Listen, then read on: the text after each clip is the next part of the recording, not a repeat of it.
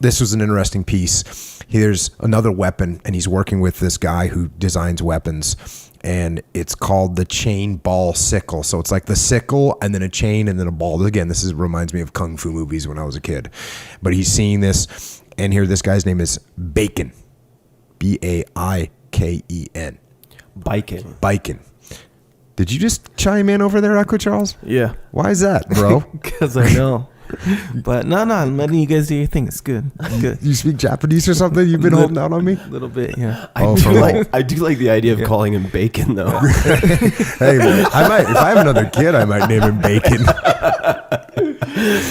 No, in Hawaii, the pronunciation is similar. It's very similar. Yeah. Biken insisted.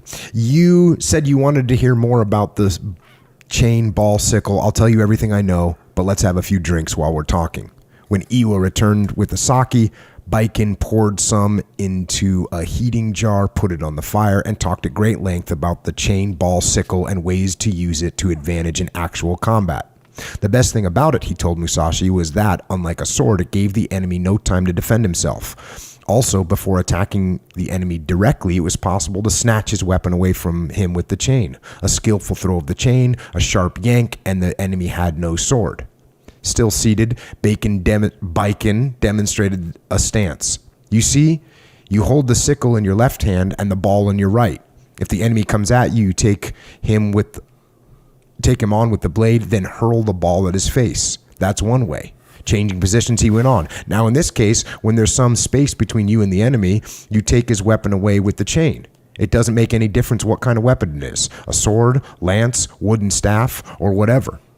Biken went on and on, telling Musashi about the ways of throwing the ball, about the 10 or more oral traditions concerning the weapon, about how the chain was like a snake, about how it was possible by cleverly alternating movements of the chain and sickle to create optical illusions and cause the enemy's defense to work to his own detriment, about all the secret ways of using the weapon.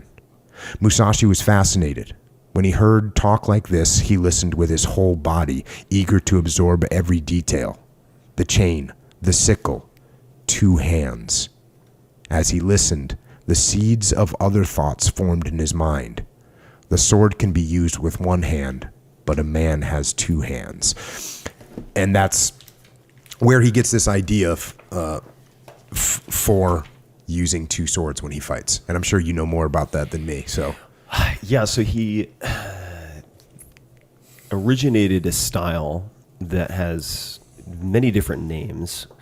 I think there are a few different. I'm probably going to get this incorrect, but there's like nite-nichi, I think is one way to say it. But the form of having 1 long sword and then the equivalent of, say, I would imagine in the military of like a sidearm, like a pistol. So you have your primary, and then you would have your whatever it might be, Glock 19 or whatever. And typically, samurai would use their primary, and then failing that, if it broke or if they were disarmed, then they would use their shorter sword. And he would, in some cases, utilize both simultaneously, which was very, very highly, highly unusual and requires a completely different method of fighting because the grip on the sword is very, very particular. When you look at, say, a kendo sword and how it's positioned, if you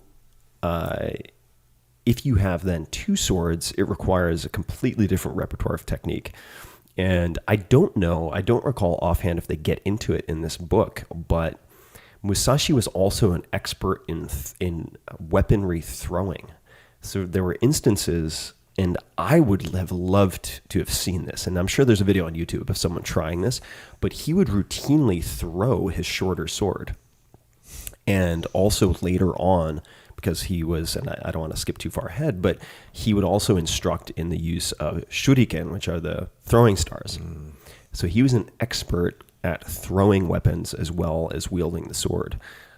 And it's a completely different school of training that some people still use in kendo. At the highest levels, I haven't seen it very much because I think there aren't as many teachers. is that legal? It is legal, as far as I can tell. Yeah, there were people who I've seen demonstrate it, and you can find some video, not much, but a little bit of video, of using 1 short and 1 long. and they're not a degree of difference. They're different species Right, altogether. right. Yeah.